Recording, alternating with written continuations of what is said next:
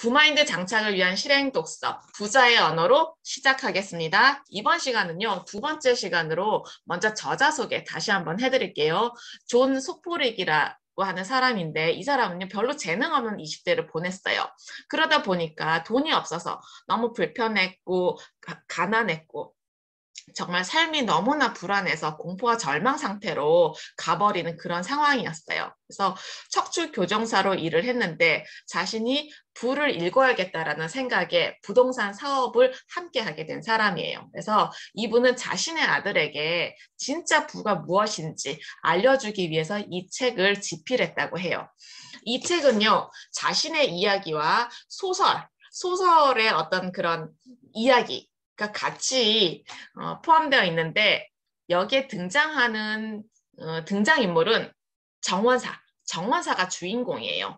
정원사가 자신의 부에 관한 이야기를 지미라고 하는 양아들에게 해줘요. 지미는 어떤 사람이냐면 소년원에서 만난 사람인데 정원사가 소년원에서 부를 가르치는 그런 봉사를 해요. 근데 그 지미가 또 어떤 아이냐면 정원사가 정말 너무너무 사랑했던 아내를 교통사고로 잃었는데요. 그 교통사고를 낸 사람이 지미인 거예요. 그래서 지미와 정원사는 어떻게 보면 굉장히 원한의 관계일 수가 있는데 둘은 아버지와 아들 관계로 발전을 하게 돼요. 그래서 그 이야기들을 이 책에서 풀어내고 있고 프레드와 제러드는요 정원사의 친구예요. 프레드는 정원사의 친구인데 자신의 꿈을 계속 미루다가 꿈을 이루지 못한 채 죽음에 이르는 친구이고 제러드는 프레드의 아들이에요. 제러드가 젊은 시절을 보내면서 굉장히 방황하고 고난의 시간을 보내는 중이에요. 그래서 이 네 명의 인물을 통해서 어떻게 우리가 부를 읽어야 하는지에 대한 이야기를 하고 있습니다. 그러면 지난 시간에 이어서 좀 시작을 해볼게요. 정원사가 하는 이야기예요. 제가 정원사가 하는 이야기로 처음부터 끝까지 좀 만들어 봤는데 큰 난제, 어려운 문제를 해결하는 사람만이 부를 수확할 자격이 있다고 정원사는 믿었다. 작은 난제, 우리가 삶에서 작은 문제들만 해결하려고 하다 보면요. 큰 문제 해결을 해야 되는 그런 상황을 피해버려요. 오히려 큰 문제가 매일매일 일어난다고 생각을 했을 때는요, 우리는 문제를 해결할 수 있는 그런 좋은 자세를 가질 수가 있어요. 만약에 우리가 이런 마음가짐, 큰 난제는 나에게 문제 해결 능력을 키워주는 아주 소중한 기회야. 라고 생각을 한다면 우리는 흔들리지 않아요. 그러면서 계속 그 문제를 현명하게 다루어 나가는 방법들을 배울 수 있게 되죠. 누군가에게 질문을 한다거나 책을 찾아본다거나. 그래서 이런 난제들은요, 우리에게 굉장히 소중한 친구예요. 그리고 이런 이야기를 해요. 경제적인 상승, 경제적으로 내가 조금 나아지는 그 상승의 시기에는요, 적절한 양의 생각이 필요하다. 생각. 그래서 생각 산책이라는 것을 제시하고 있어요. 가장 좋은 생각을 하면서 걷는 것, 그러니까 산책이잖아요. 생각을 하면서 산책하는 것은요, 우리가 경제적인 상승을 할 때는 꼭 필요한 거죠. 많은 사람들은 가난한 채로 살아가는데, 그리고 계속 가난한 채로 남아있는데요. 그 이유가 무엇일까? 그 이유가 무엇일까? 자신들이 통제할 수 있는 부분이 아니라고 생각하기 때문이에요. 우리가 가장 쉽게 통제할 수 있는 것은 우리의 시간이잖아요. 우리의 시간의 일부를 생각 산책으로 한번 만들어 보면 좋겠다라는 생각을 해봤어요. 네. 그리고 또 중요한 거, 신중함. 부자가 되려면 천천히 느긋하게 부자가 되라고 김승호 회장님도 이야기를 하셨잖아요. 부자는 늦게 되는 거다. 워런 버핏도 그렇게 정말 연세가 너무 많기 때문에 부자가 된 것처럼 신중하게 아주 천천히 느긋하게 하라고 조언을 하고 있어요. 빨리 달리게 되면요. 현명한 생각 이런 것들을 잘 못한다고 그래요. 그러다 보니까 천천히 가면 좋겠다. 그리고 부자들은요, yes보다 no를 훨씬 더 많이 하는 사람이라고 해요. 왜냐하면 자기가 중요하게 여기는 단 한 가지에만 몰입하기 때문이죠. 그러다 보니까 부를 얻은 사람들은요, 한 가지 과실, 하나의 열매에만 나의 강점, 나의 에너지, 나의 주의력을 쏟는 거죠. 바로 그게 나의 순자산이라는 거죠. 나의 전체 자산에서 부채를 뺀 그 순자산. 조금 아까 우리 선배님 말씀하셨던 것처럼 굉장히 오랜 시간 내 비즈니스로 외길을 걸어오셨잖아요. 정말 그렇게 외길을 걸어올 수 있었던 데에는 노라고 얘기했던 그 용기가 있지 않았을까라는 생각을 해봤어요. 네, 그래서 모든 질문에 yes라고 말할 필요는 없다. 제가 이틀 전에 졸업한 제자에게 메시지를 한 통 받았어요. 어떤 메시지였냐면요. 이렇게 얘기를 해요. 선생님, 제가 한 가지 부탁을 해도 될까요? 라고 얘기를 하는 거예요. 그래서 그 이전에 제가 부마인드 공부를 하기 전이었다면 궁금해서 그게 뭐야? 이렇게 물어봤을 텐데요. 이렇게 얘기를 했어요. 부탁하지 말고 질문을 해. 그랬더니 부탁도 안 하고 질문도 하지 않더라고요.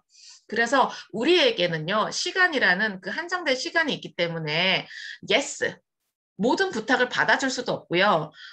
모든 사람들의 그 요청, 질문에 대답할 필요도 없다는 거예요. 네, 단호하게 아니라고 얘기할 수가 있어요. 경제적인 자유를 향한 그 여정은요, 실수, 허점, 좌절, 빗나간 목표, 경제적 재앙에서의 탈출과도 같았다라고 해요. 그러니까 경제적인 자유는 아주 편안하고 평화롭고 안전하고 안락하고 이게 아니라는 거예요.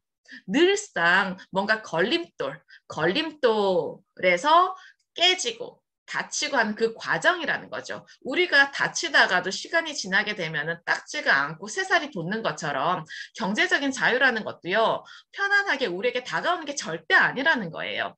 이 정원사가 그렇게 강조를 하고 있어요. 새로운 어떤 문제를 해결하기 위한 그 과정에서는요, 새로운 전략이 찾아졌다. 그러니까 내가 어떤 손해를 봤어요. 그 손해를 감수하기 위해서, 그러니까 그 손해를 만회하기 위해서 그 손실을 계속 집중하게 되면요, 새로운 전략이 떠오르지 않아요. 그 손실을 만회하기 위한 또 다른 방법, 또 다른 자산, 어떤 또 다른 비즈니스 이런 것들에 대해서 새롭게 생각을 하고 시도할 수 있으면 좋겠다. 라는 이야기예요. 어떤 사람이 행운을 거머쥔 사람일까요? 바로 극기하는 사람이죠. 극기하는 사람. 아주 힘들게 나를 매일매일 단련하고 수련하는 사람이에요. 극기를 기꺼이 하는 사람은요, 내가 원하는 게 무엇인지 정확히 아는 사람인 거죠. 내가 원하는 게 무엇인지. 우리가 어려운 게 뭐냐면 내가 원하는 게 정확히 무엇인지 모른다는 거예요. 이것을 알아가는데 많은 시간과 많은 생각의 에너지를 쓰셔야만 해요.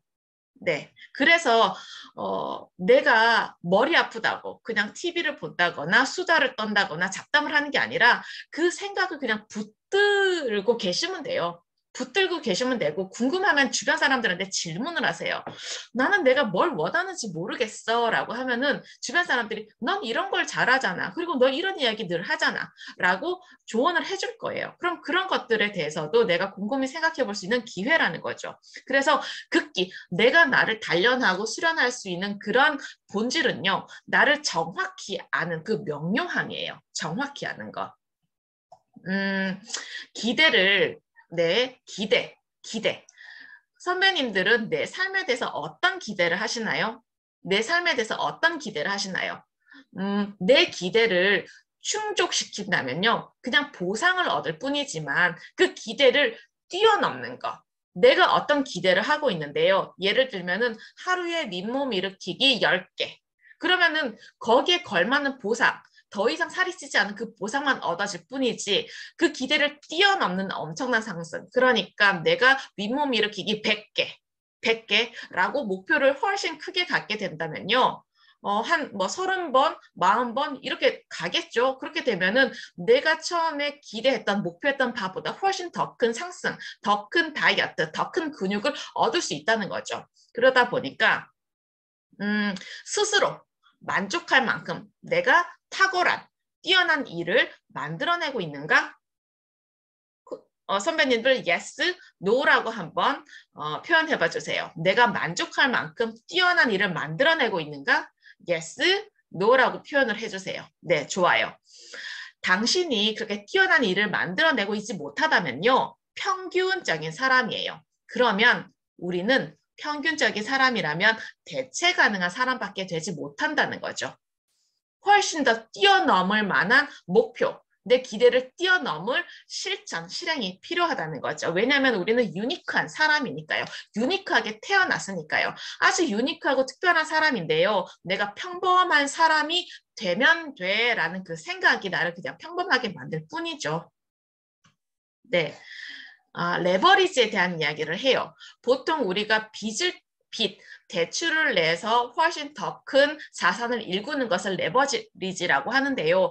여기에서는 어떤 이야기를 하냐면 그 레버리지는요, 협상이라는 어떤 그런 능력, 협상이라고 하는 그 힘에 대해서 이야기를 하고 있어요. 우리가 빚을 많이 내게 되면요, 그 레버리지가 위험하잖아요. 그 지렛대가 부러지게 되면 내 인생이 또 넘어질 수 있잖아요. 아주 크게 다칠 수도 있잖아요. 그렇게 하지 않도록 하기 위해서는요, 협상의 능력, 대화의 능력, 이런 것들을 갖추라고 조언을 하고 있어요. 선배님들은 얼마만큼 협상할 수 있는 기회를 갖고 계시나요? 네. 앞에서도 얘기했지만 yes라는 대답보다는 no라는 대답을 충분히 할 수 있게끔 내가 한 가지 목표에 집중을 해서 내가 원하는 바를 꼭 이루어내셨으면 좋겠어요. 이 협상의 능력은 너무너무 중요하죠. 왜냐하면 내가 원하는 자산을 살 때 필수예요. 이거 하지 않게 되면요, 비싸게 사서 싸게 팔아요. 그렇게 되면요, 우리가 자본주의에서 살아갈 때 큰 이득을 얻기가 어렵잖아요. 그래서 협상의 능력을 꼭 갖추시라는 이야기를 드리고 싶어요. 승리한 인생, 성공한 인생에 역경이 없을까요? 역경 없이 어떻게 승리할 수 있겠어요? 성취를 이룬 사람은요, 심장이 멈추는 그 순간까지도 게임이 끝난 게 아님을 알고 있어요. 어떤 분들은 부동산 상승기인 지금 이미 늦었다, 끝났다, 난 틀렸다, 뭐 이렇게 이야기를 하시는데요. 어떤 분들은 또 이렇게 이야기를 하셔요. 지금이 기회다. 지금이 교통망이 곧 뚫리기 전이기 때문에 엄청난 기회다 라고 생각을 하시고 공부하시고 행동하고 계셔요.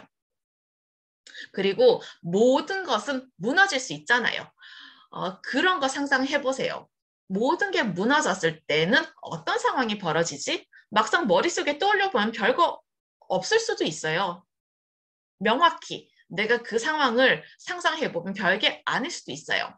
모든 게 무너졌을 때 가장 먼저 무엇을 할까? 난 무엇을 하지? 모든 게 무너져서 난 뭘 할 수 있지? 정원사는 이렇게 이야기를 했어요. 운동을 시작했고 명상하는 시간을 가졌다고 말을 했어요. 이 정원사도 경제적인 실패 경험을 했었고요. 물론 당연하죠. 당연하죠. 경제적인 자기가 모아놓은 저축의 거의 절반 이상을 잃어버린 경험을 했었고요. 가장 사랑하는 아내를 교통사고로 순간에 잃어버렸어요. 네, 그런 경험을 하셨던 주인공이에요. 불쾌한 상황이 벌어질 수 있잖아요. 우리가 숨 쉬면서 살아간 이 세상에서 불쾌한 상황에서 내가 저항하려고 한다면요, 오히려 고통이 되는 거예요. 그러지 말고 그런 불쾌한 상황을 있는 그대로 받아들이는 거, 그 속에서 내가 또 다른 방향을 찾아보는 거, 그런 것들에 대해서 실천하라고 그래요. 있는 그대로 받아들이고 수용하고 그렇게 해야지 내가 조금 더 명확하게 현실을 볼 수가 있다. 네, 완전한 책임. 성공한 사람들, 부자들은요, 완전한 책임을 갖는 사람들이에요. 이 사람이 경제적으로 굉장히 손실을 입었을 때가 주식시장이 붕괴되었을 때인데요. 평생 모은 돈의 절반이 날아간 거죠. 물론 이 사람 탓은 아니잖아요. 그럼에도 불구하고 자신의 책임으로 받아들이고 있어요. 내 저축이 날아간 것은 내 책임이다. 그 그렇기 때문에 이 사람이 성공할 수가 있었던 거죠. 실패한 사람들의 99%는요, 변명하는 습관을 가진 사람들이라고 해요. 선배님들 아시잖아요. 상황 탓을 계속하죠. 상황 탓을 계속하잖아요. 투자자들, 성공한 투자자들은요, 어제 이야기도 꺼내지 않아요. 어제 가격을 꺼내지 않아요.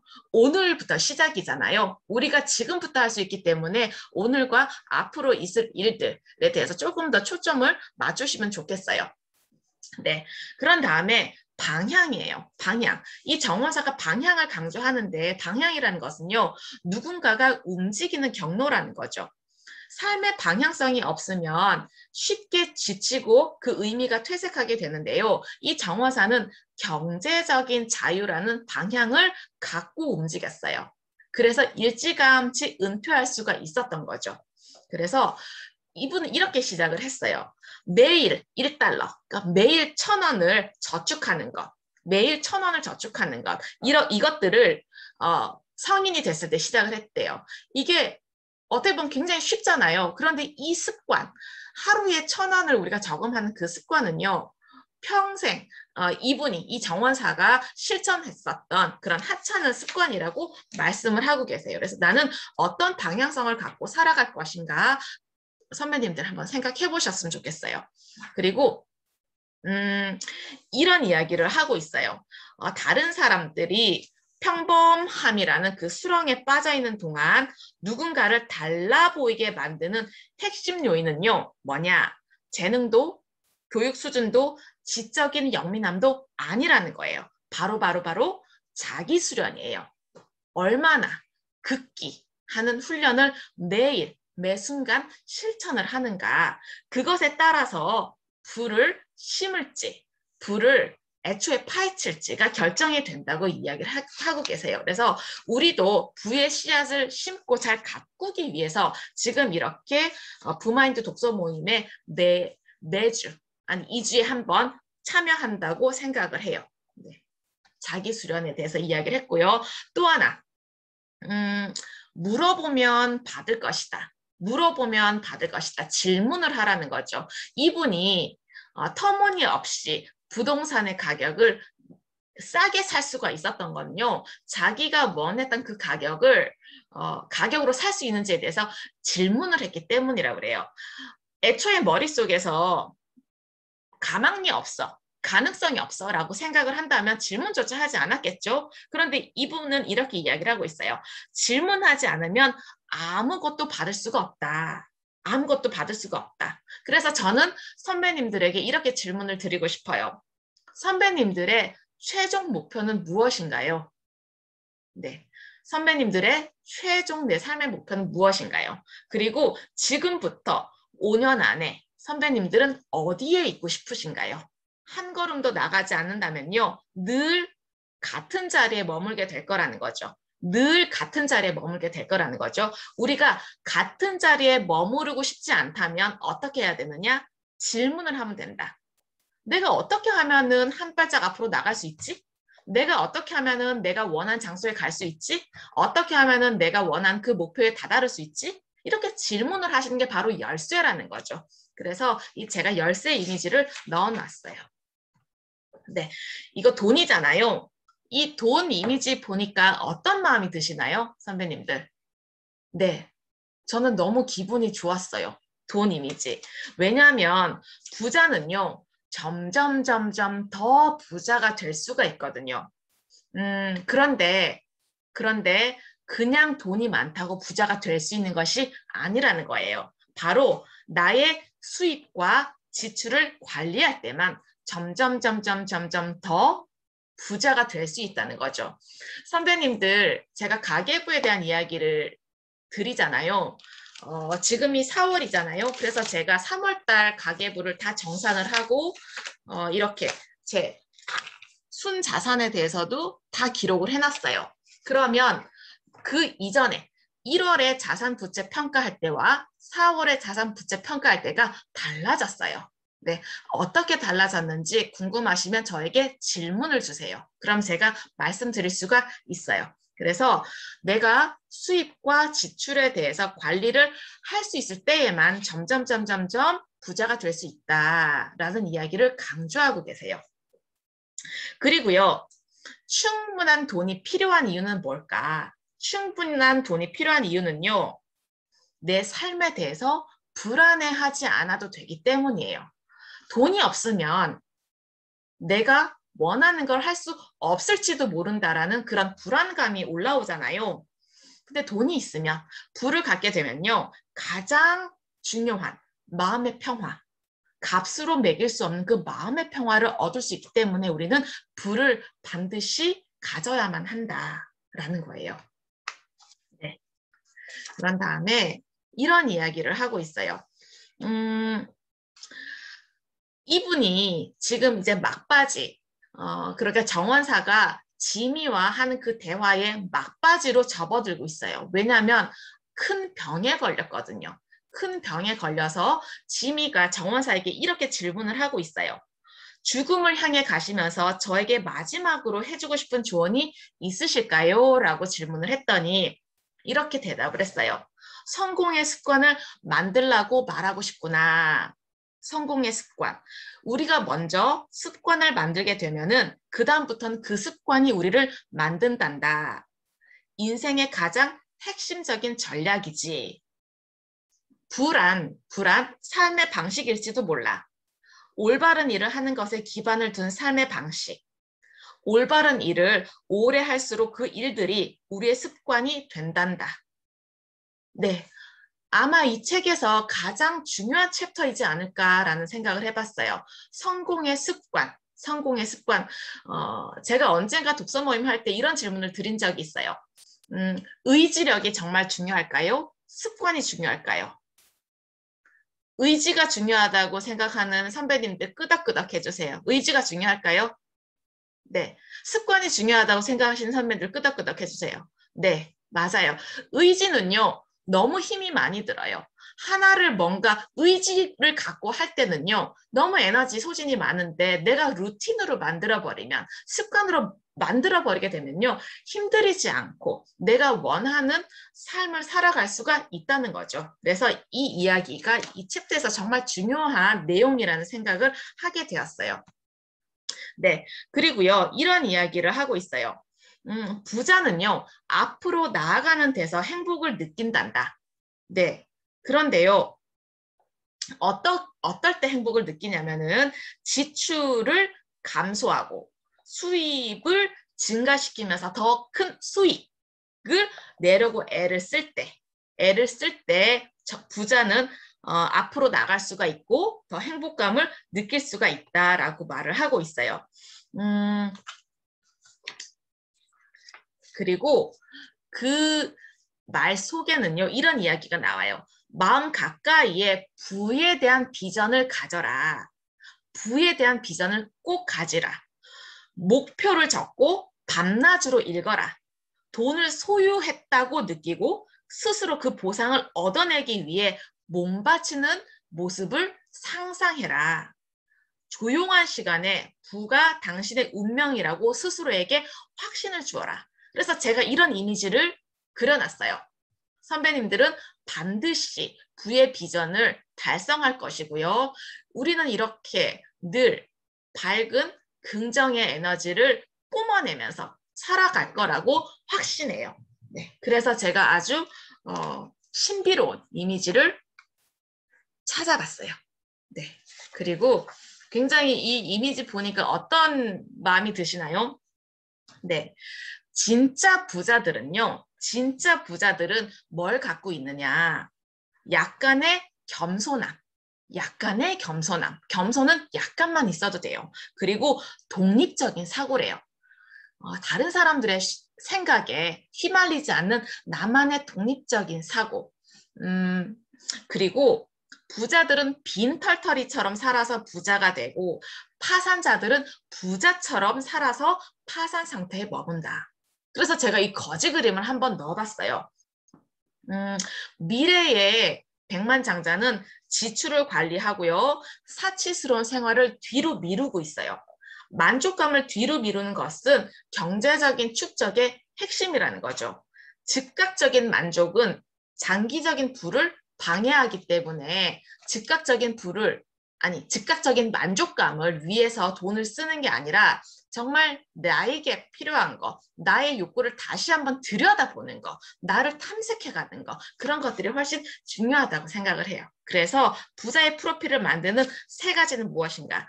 첫 번째도 검약, 두 번째도 검약, 세 번째도 검약이다 라고 말씀하고 계세요.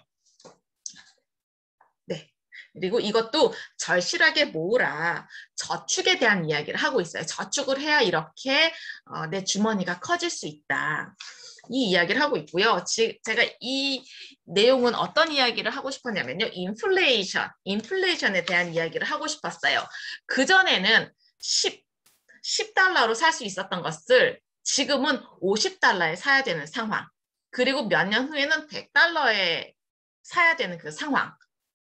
화폐 가치는요, 궁극적으로는 0으로 수렴한다고 그래요. 0으로. 화폐라는 것의 특징이. 그러다 보니까 부가가치가 오를 수 있는 것에 우리의 화폐를 써야 된다라는 이야기. 그래서 인플레이션에 대한 이야기를 하고 있고요. 네. 그리고 넘어가 볼게요.